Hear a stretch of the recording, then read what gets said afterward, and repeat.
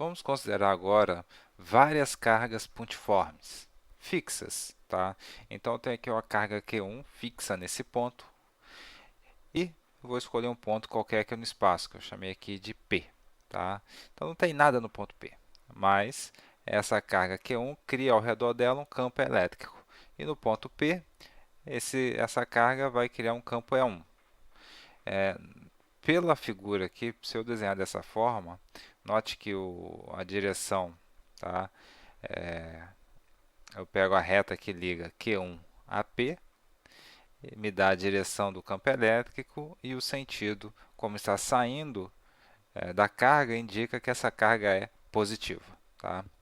E eu posso calcular o módulo desse campo elétrico através desta equação. K0, carga 1 dividido pelo D1 ao quadrado. Se eu coloco aqui outra carga e fixo ela aqui, prendo ela aqui, Q2, ela também vai produzir no ponto P um campo elétrico, tá? E2. Note também que essa carga é positiva, o campo elétrico está saindo. A distância de P até Q2 eu vou chamar de D2. E o campo elétrico E2 é dado por K0, Q2 sobre D2 ao quadrado. Tá? Se eu colocar aqui uma terceira carga e fixar ela aqui também, ela vai criar no ponto P um campo elétrico também, que eu vou chamar de E3. Note que E3 está apontando para Q3, o que indica que Q3 tem valor negativo. Tá? Então, vamos parar por aqui de colocar cargas. Só que eu quero saber, bom, mas qual é o valor do campo no ponto P realmente? Cada carga criou o campo nesse ponto.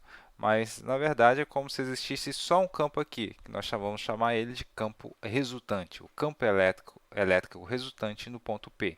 E eu encontro ele somando todos os campos naquele ponto. Ou seja, eu vou somar vetorialmente E1 mais E2 mais E3. A ordem que eu vou realizar a soma vetorial não importa. O que eu tenho que fazer é um método. Eu vou pegar a origem do E1 e ligar na extremidade do E3, por exemplo. Tá? Vamos fazendo aqui. Liguei a origem de 1 na extremidade de 3. Tá? Vou fazer o mesmo procedimento agora com 2. Eu vou pegar a origem do vetor 2 e ligar na extremidade do vetor 1. A ordem com que eu realizo essa soma não vai alterar o meu resultado final, porque agora que eu já representei aqui a soma vetorial dos três vetores, tá? Agora é só ligar a origem livre à extremidade livre. Tá? E esse é o meu vetor resultante. Eu não preciso mais dos outros. Esse aqui representa o vetor campo elétrico no ponto P, criado por essas três cargas pontiformes. Tá? Bom, esse campo elétrico, vetorialmente, é a soma de todos os três campos elétricos. Se eu tivesse mais cargas, eu ia somando a contribuição de cada carga. Note que isso aqui é vetorial, soma vetorial. Na prática, eu só fiz o desenho. Calcular o módulo desse vetor campo elétrico resultante é um pouco mais complicado, como veremos a seguir, tá? Em um exemplo. Tá? Então, aqui, obtenho o vetor resultante ER, que representa em C o campo elétrico resultante. Dados: carga de A 3 vezes 10 a menos 9 coulomb, carga de B 4 vezes 10 a menos 9 coulomb, constante eletrostática do meio 9 vezes 10 a 9 newton metro quadrado por coulomb ao quadrado. Então, aqui está o ponto A, 3 centímetros de C. O ponto B também é 3 centímetros de C. Tá? Como a distância de A a C e de B a C são iguais, eu vou chamar tudo de D. E D igual a 3 centímetros. Vou converter isso para metro, ou seja, vou dividir por 100, dá 0,03 ou 3 vezes 10 a menos 2 metros, em notação científica. Tá? Então, quando eu colocar no ponto A uma carga pontiforme QA, essa carga vai criar, ela é positiva, vai criar no ponto C um campo elétrico vertical para baixo. Tá? Quando eu colocar no ponto B uma carga QB, ela vai criar no ponto C um campo horizontal com sentido, nesse caso, para a esquerda. Tá? Então, o campo resultante no ponto C devido QA e QB é a soma vetorial desses dois vetores. Ou seja, eu vou ligar a origem de um com a extremidade do outro. Tá? Fazendo esse procedimento, agora é só ligar a origem livre com a extremidade livre e eu tenho a direção e o sentido do vetor campo elétrico resultante. Tá? Bom, direção e sentido já foi, falta o módulo, a intensidade. Então, nós vamos calcular primeiro a intensidade de EAC, tá? De EBC, e depois nós podemos determinar a intensidade de ER. Tá? A intensidade do amarelo, do campo elétrico AC, vai ser a constante eletrostática do meio, carga de A dividido pela distância D ao quadrado, ou seja, a distância de A até C elevado ao quadrado.